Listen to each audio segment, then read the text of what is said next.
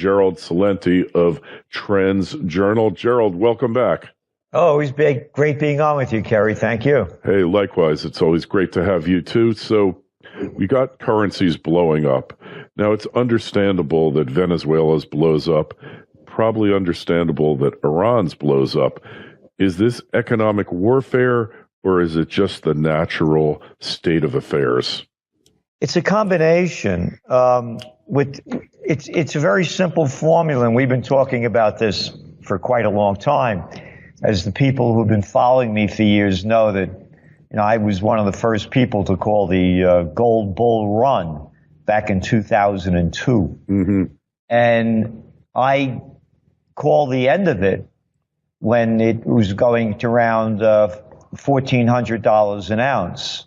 It had gone up to almost 2,000 and backed off. And then when it hit around 14, 15, I said, no, this thing's down and it's not going to recover. I said this 5 years ago, that gold wouldn't recover until it went over $1,450 an ounce and stabilized above that. It hasn't done that in 5 years.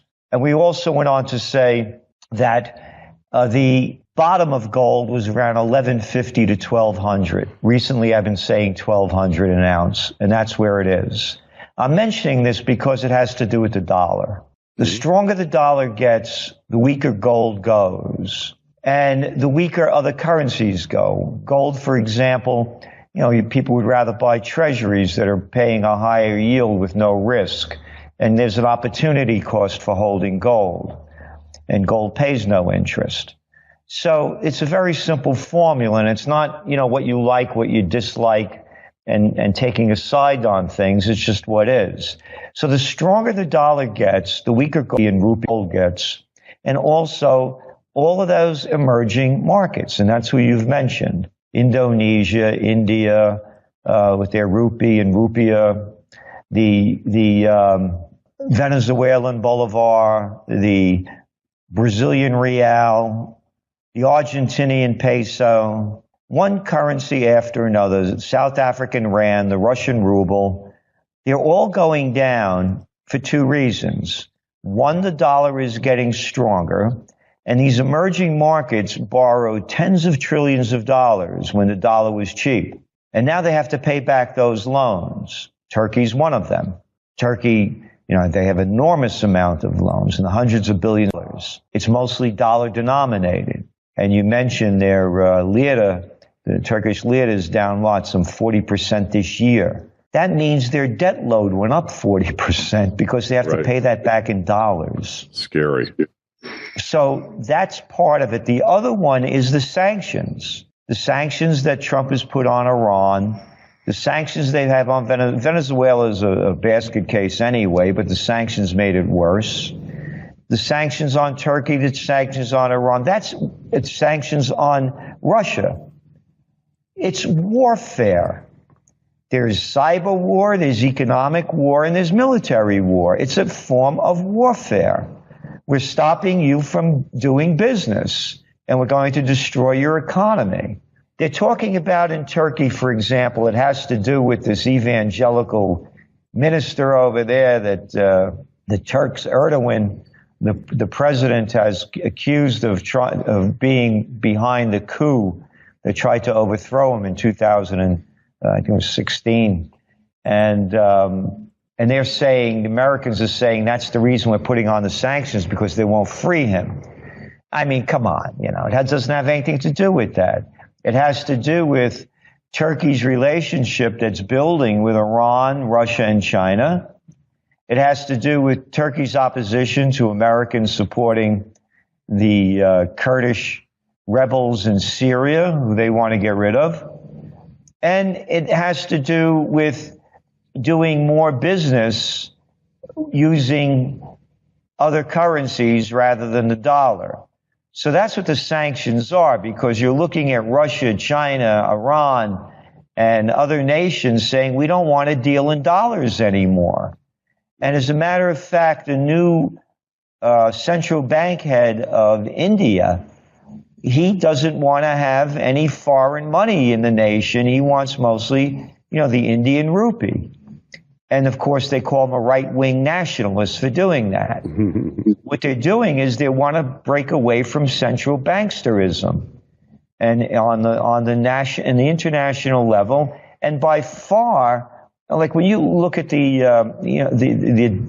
trading each day, the forex trading, we're talking over $5 trillion a day. Over 88% of that is done in dollars. Yeah. When you look at all of the other current, the euro and the others in trade, the United States is about 60-something% of the trade is done in dollars. So it's a long time away. It could happen gradually and then swiftly, but the dollar dominance is going to maintain itself, not because of the strength of the dollar in terms of our debt load to GDP, which keeps growing, but because the other ones are so weak and they have so many problems. So that's what you're looking at. It's a combination of economics and sanctions that's causing these issues. And if it keeps expanding to levels where it's going, you could have an international market crash. And it's likely at some point, isn't it? Well, it's going to happen at some point. And now everyone, not everyone, but a lot of people are saying 2020. And in the years that I've been doing this work, every time when people put a particular date on something, it rarely happens. Sometimes it does. I took out the domain name, the Panic of '08, in 2007. I was very sure of it. It was going to happen. But there were a number of examples that made it more likely, particularly, you're a nice guy, Kerry. You got no dough? I got a house for sale that you could buy. Just sign over here. We're going to call it a subprime mortgage. Yeah. So that kind of thing was going on. You don't have that going on now at the level you have before. So you don't have a big, yes, the debt loads are building. Yes, corporate debt is big. But we just don't see it happening in the level of, on the pure economic standpoint. We think it's going to be more of a wild card event. And this kind of wild card event is like the emerging market crisis. We've been talking about this for over a year. And it's very simple to see. But again, hey, what's Stormy Daniels doing today? So nobody's talking about this stuff. Well, it's important, Stormy Daniels, right? Yeah. The fate of the nation rests upon her implants, right? Those are implants? That was a rumor, I said. I hope that's not. Do you think that could be considered defamatory, or can you defame a porn star, adult entertainer, whatever the heck you want to call her? Entertainer, yeah. Jeez. But anyway, so no, this is a big story, and that could be the kind of wild card. And then the other wild card, of course, is what's going on with Iran. And the United States, Saudi Arabia, and Israel trying to bring the government down. And so and then the sanctions on them. So let's go back to the emerging markets and the devaluation of their currencies. Yeah. And tie it back into Iran. You're going to have sanctions on Iran going heavy into effect in November.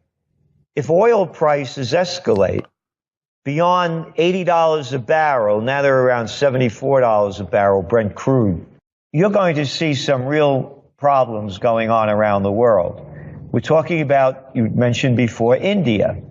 The Indian rupee is hit just about an all-time low against the dollar. They import 80% of their energy. What's oil? Dollar-based. China, the yuan, 13-month low against the dollar. Biggest oil importer in the world. What's oil based in? Dollars. Mm-hmm. Chinese economy slowing down. What do they have to do? Now they have to spend more of their money buying oil. So it's not only the debt payments, and of course China not being one of them, they're holding about $3 trillion worth of U.S. notes, but the other nations, of course, they have a debt to GDP level, by the way, in China of about 300 times the GDP. That's pretty good. And the United States has one below 100. So they have a lot of debt load. But so going back to the emerging markets and the stronger dollar, it hits in many ways. And that's why we're saying if oil prices break out in the Middle East because of war with Saudi Arabia, Iran, the United States, and Israel against it, these sanctions go on and they start taking a bite and putting oil prices much higher, then that's the kind of thing that we see that could cause a market crash. Mm-hmm. And, well, so oil deal, Iran, it's a tinderbox. I mean, it seems like the regime is getting weaker by the day. Are they going to fall? I don't think so. Mm-hmm. No, I don't think so at all. Yeah. Because it looks like, it's one thing when people are complaining about lack of freedom, et cetera, but when the currency loses all value, that's generally a time where great transformations, power shifts take place, right? Yes. And, but again, look what's happening in Argentina. They got a 40% inflation rate. Mm-hmm. 40% interest rate. Right. And inflation's skyrocketing there. There's no overthrow of the government. Mm-hmm. So, yes, the people are dissatisfied with the Iranian government, but they're blaming the United States for making their life so hard. So they're not blaming it on the government as much. They're blaming it more on the United States because of the sanctions and the difficulties that the people are having. And it's the same thing with Russia. With the sanctions on them. The people don't blame the Russian government. They blame the United States for making their lives difficult. And that's what sanctions do, by the way. They make the people's lives difficult. The governments rarely fall because of the sanctions. And it just hurts the average person. That's why you're seeing in Italy, with the Five-Star Movement and Lega, the league, they want to go back to dealing with Russia. They're against the sanctions that have been put on Russia because the Russians aren't importing that provolone and that prosciutto. It's the small people that are being hurt the most in a lot of these situations. So that's what the sanctions are really a form of warfare. But just as though people really have no concern, for example, about when people are bombed to death in foreign countries, nobody really cares. But hey, did you hear about that terrorist maybe that ran a car into a crowd in London today? Yeah. Or yesterday. Right. Mm-hmm. But how about the 50 plus Yemeni children that were killed on a bus? Mm-hmm. Yeah. That doesn't get an ounce of coverage. Naturally. Because you know why? They're Yemens, man. Who cares? What's a Yemen?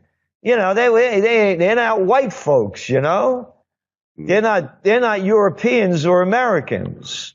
Could you imagine if a terrorist blew up a bus killing 50 white children in America, or any children, black and white, even Hispanic?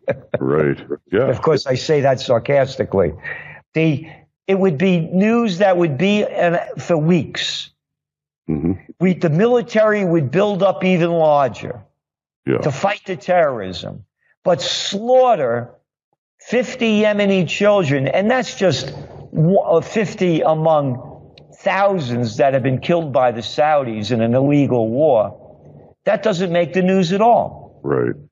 Yeah. Well, what else is new here, Gerald? We've seen this over and over and over again. Nothing ever changes when you get down to it, right? Yeah, exactly. Again, go back to what we could just keep going back from war after war after war. You could go to the Vietnam War, then it was the Korean War, then it was World War II, then it was World War I, and then it was the Crimean War, then there was the War of the Roses, War of this one, War of that one. Right. When you went to school, you had to memorize all the wars. Yeah. You had to get the dates right. How many times have we not been at war? Your lifetime, my lifetime. It seems like when I was born, up until, well, I guess we were still kind of monkeying in Vietnam. In 1957, we had a few advisors there or whatever, but maybe we weren't fully at war. But certainly by 1963 we were. Oh, yeah. And it's never stopped since, right? A few years here and And there. lies, based on lies, Always. outright lies. You know, like what they did to Alex Jones to me is terrible. Yeah, that's I've been on Alex Jones' show hundreds of times. Mm-hmm. He's always been a gentleman to me. We disagree on different issues. Yeah. He's always gave me the platform to say what I want to say. Never once was he disrespectful. This is outright censorship. Oh, yeah. Outright censorship. And no one is complaining about it. But yet propaganda is proper. Yeah. You could say that Saddam Hussein had weapons of mass destruction and ties to Al-Qaeda, and little low-life, arrogant, slimy people like the New York Times, toilet paper record. Remember how they pumped that, Saddam Hussein's getting them aluminum tubes and baking off all that yellow cake and all of those lies. All the lies that those murderous, little low-life, arrogant SOBs sold us, that's fine. Yeah. But if you don't believe the crap that they're trying to shove down your throat, then you're a conspiracy theorist. Yeah. Yeah. And, hey, we see it over and over again. There's no surprises. The big tech companies, Google, Facebook, Twitter, they all seem to have a governmental component. I mean, look at Amazon. Bezos has a major contract with the CIA, huge contract, and it's been renewed and expanded. They're basically becoming the data storage place for all of the CIA's data. So, but that doesn't affect anything that the Washington Post writes, of course. And the Washington Post has always been the paper of unofficial record for the CIA, right? That's right. Always. So anytime you read anything about intelligence, politics, whatever, in the Washington Compost, you pretty much can assume that it's been planted by the deep state, the shadow government, whatever you want to call it. Yeah. No, it's disgraceful. It's censorship. And then you have Facebook and Google. Now they're all working with the Chinese government. They want to get on the good side of them. And of course, when they write about it in the paper, how terrible it is that the Chinese government censors what's on the internet as we're being censored right in front of us. Mm-hmm. Democracy, save it for somebody else. They've been robbing us of our constitutional rights over and over, and it's just getting worse. Yeah, getting worse and worse. Well, hey, Gerald, it's always great to have you on, and tell us how we get the Trends Journal and why we should. Oh, if you want to read history before it happens, you're going to want the Trends Journal. And of course, we talk about economics, politics. Beyond that, the trends that are going on, and whether it's in pop culture, not pop culture so much, but cultural trends, socioeconomic, and the new Trends Journal will be out in just days. All right, August edition, and you don't want to miss it. Like Gerald says, it's history before history is even upon us, and I read it regularly. Can't say enough good things about it. Hey, Gerald, it's great to have you on.